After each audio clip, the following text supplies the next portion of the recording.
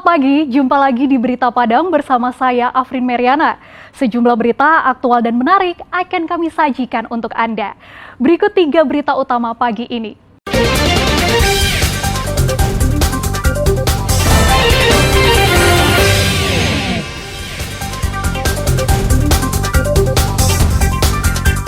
Nasib ratusan pelajar SMA Negeri 1 Padang Kampus 2 terkatung-katung.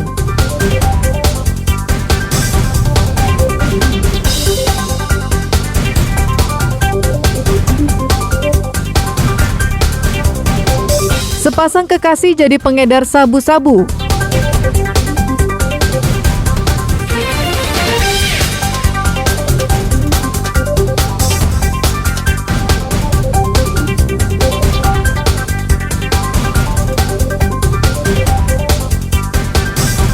Enaknya camilan modifikasi dari bakso yang digoreng.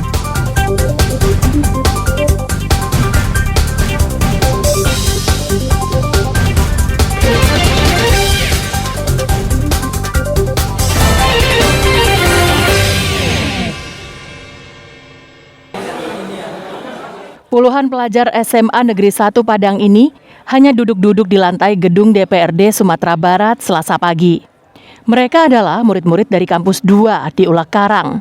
Mereka sedang menunggu hasil pertemuan antara pihak sekolah, Dinas Pendidikan Sumatera Barat, dan anggota Komisi 5 DPRD. Materi yang dibahas dalam pertemuan tersebut menyangkut nasib 108 siswa kelas 10 SMA Negeri 1 Kampus 2 yang selama 1 bulan terakhir bersekolah di bekas SMA Bunda Padang. Masalah muncul ternyata di kampus 2 itu, sekolah tidak memiliki sarana laboratorium, ruang kelas kecil, dan tidak ada fasilitas olahraga sama sekali. Diknas menyetujui untuk dipindahkan ke kampus 1 dengan syarat murid-murid dan orang tua bergotong royong membersihkan ruangan yang ada dan melengkapi sendiri sarana belajar.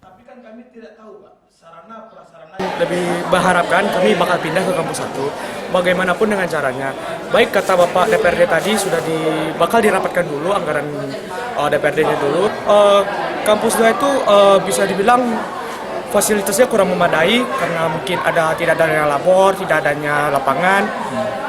Walaupun jika lapangannya itu juga di depan kelas, Pak. Jadi kayak walaupun ada kami main di luar, tapi suaranya itu terdengar ke dalam dan itu sangat mengganggu proses belajar mengajar.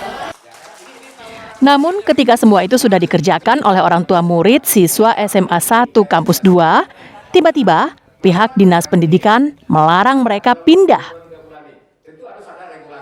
Di saat tanggal 8, Dinas sudah melakukan kunjungan ke lokal-lokal yang mau dipindahin. Dan Alhamdulillah tanggal 14 September, Dinas menyuruh kami untuk menyiapkan semua kebutuhan dengan catatan tidak ada keberatan dari orang tua. Ada 3 kelas yang kami bersihkan dan ada 72 kursi yang kami beli serta prasarana yang lain. Tetapi di saat hari Seninnya tiba-tiba berubah, tidak bisa lagi pindah. Ada apa sebenarnya? Dari hasil pertemuan tersebut dicapai kesepakatan bahwa DPRD Sumatera Barat akan menganggarkan dana 1,3 miliar rupiah untuk pembangunan 3 kelas baru lengkap dengan sarana belajar yang diperlukan pada APBD tahun 2023 mendatang. Masalah ketersediaan fasilitas sarana dan prasarana lain, mulai dari labor, mulai dari sarana olahraga yang mungkin dibutuhkan oleh anak-anak kita yang berada di SMA 1 Kampus 2. Karena kalau dari kampus 2 melihat kampus 1 itu pasti jauh, karena pasti jauh berbeda. Inilah yang mungkin menimbulkan beberapa permasalahan yang pasti kita di DPRD khususnya Komisi 5 ini akan mencoba memperjuangkan anak-anak kita yang berada di kampus 2 untuk bisa kita pindahkan ke kampus 1. Sejak diberlakukannya syarat Depodik bagi sekolah lanjutan atas di Indonesia, maka setiap sekolah harus memiliki 12 rombongan belajar atau kelas. Sehingga sekolah yang selama ini hanya memiliki 9 kelas wajib menambahnya. Ada sekolah yang membuka kelas baru di sekolahnya, namun ada juga yang memakai 2 kampus, seperti yang dilakukan SMA Negeri 1. Laude Juhardio Anse melaporkan dari Padang.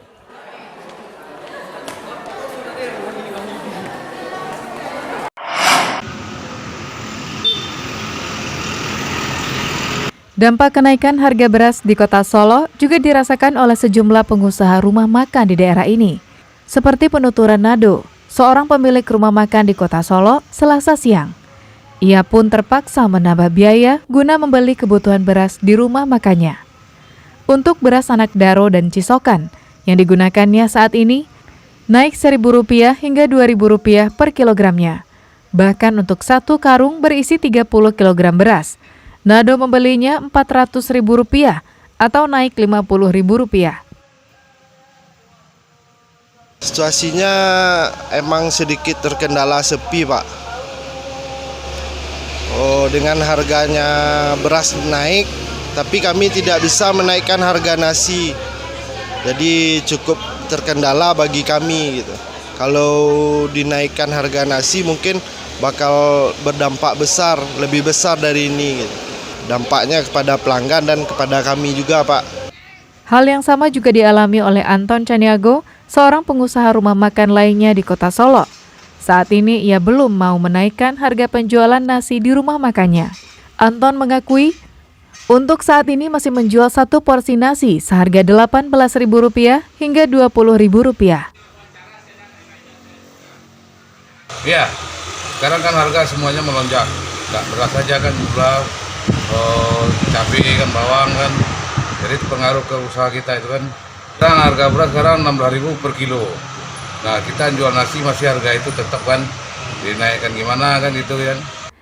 Sementara itu, menurut petugas Dinas Pangan Pemerintahan Kota Solo, penyebab naiknya harga beras karena berkurangnya pasokan 10% hingga 15% yang disebabkan oleh banyaknya petani yang gagal panen. Bahkan ada yang 16.000 per kilo dikarenakan karena memang jumlah pasokan beras termasuk gabah yang ada di Kota Solo berkurang 10-15% hari ini, Pak. Penyebabnya apa, Pak? Yang pertama gagal panen, yang kedua jumlah penduduk kita yang banyak, yang ketiga karena budaya masyarakat Kota Solo yang suka lebih banyak menjual beras hasil gabahnya keluar, ditambah dengan kenaikan harga BBM sebagai puncaknya, Pak. Meskipun sebenarnya sebelum harga BBM naik, sebenarnya beras yang dijual di Kota Solo sudah mencapai Rp15.000 per kilo. Seperti itu, Pak. Jika harga beras terus naik, pemerintah daerah akan segera mengadakan operasi pasar. Garnadi melaporkan dari Solo.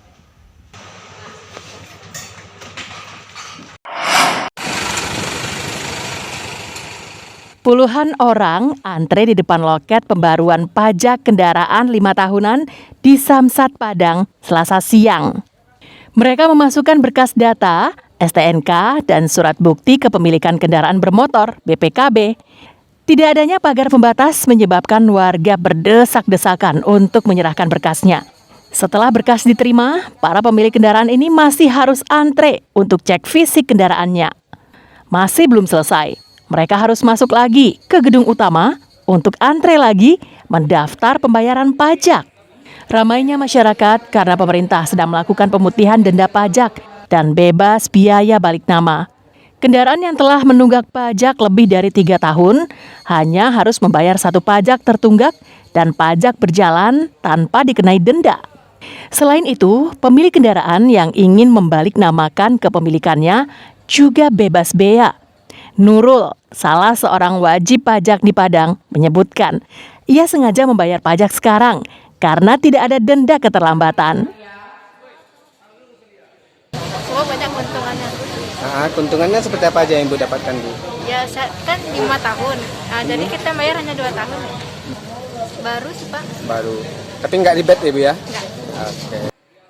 Pemutihan dan pemotongan pajak kendaraan bermotor serta bebas bea balik nama ini dilaksanakan sejak tanggal 12 September hingga tanggal 12 November mendatang.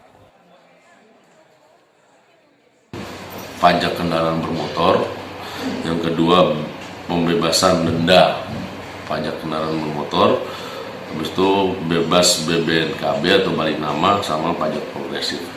Untuk animo masyarakat sejauh ini cukup banyak yang sudah mulai berdatangan terkait pembayaran pajak. Jadi secara tidak langsung animo masyarakat di Sumatera Barat untuk membayar pajak dengan adanya program pemerintah ini saya rasa disambut positif juga oleh masyarakat.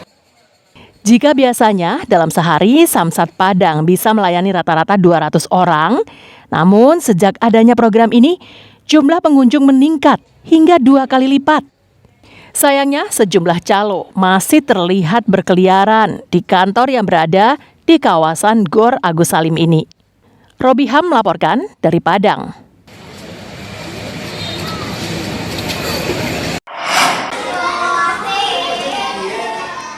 Seperti inilah kondisi belajar mengaji anak-anak murid Taman Pendidikan Al-Quran di Nagari Kapalokoto, Kabupaten Padang Pariaman.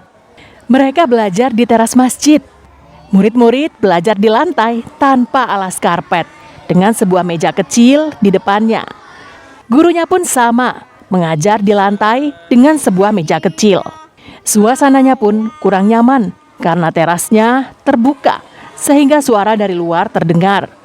Hal ini terjadi karena tidak ada ruangan khusus untuk murid-murid sekolah dasar ini belajar membaca Al-Quran. Kondisi seperti ini hampir merata di seluruh Padang Pariaman. Sementara TPA lain menggunakan ruangan kelas di sekolah. Kapasitasnya pun terbatas. Melihat kondisi seperti ini, perantau Nagari Kapalokoto tergerak hatinya untuk membangun sebuah gedung khusus Taman Pendidikan Al-Quran. Dengan dana yang terkumpul sebesar 1 miliar rupiah, bangunan berlantai 2 tersebut sudah rampung dibangun dan siap untuk digunakan. Taman Pendidikan Al-Quran Masjid Baitul Makmur Kapalokoto ini diresmikan pemakaiannya oleh Wali Nagari bersama perwakilan perantau Kapalokoto. Selama ini ngaji di mana? Di teras masjid. Senang.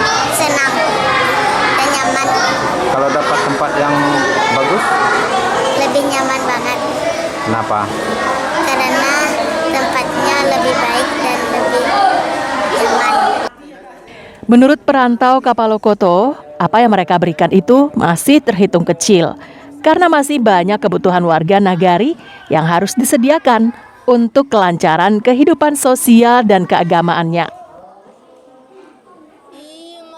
Dan yang diberikan ke kampung ini sebetulnya kecil. Ya, tapi biarkanlah Bapak Wali dengan perangkat desanya ini mencoba memulai dari bawah. Kita support spiritnya, kita support finansialnya. Mungkin bagi perantau yang mau berpartisipasi untuk Nagari, mungkin ada juga dengan rasa percaya bagaimana kami mengelola bantuan atau dana-dana yang lain dari perantau. Mungkin karena dasar itu perantau-perantau kami mau mengalokasikan, mau memberi sumbangan dengan bentuk lainnya pun untuk Nagari. Partisipasi perantau Kapalokoto untuk membangun kampung halamannya patut ditiru oleh perantau Minang lainnya, agar semuanya tidak tergantung pada anggaran pemerintah yang terbatas. Eki Rafki melaporkan dari Padang Pariaman.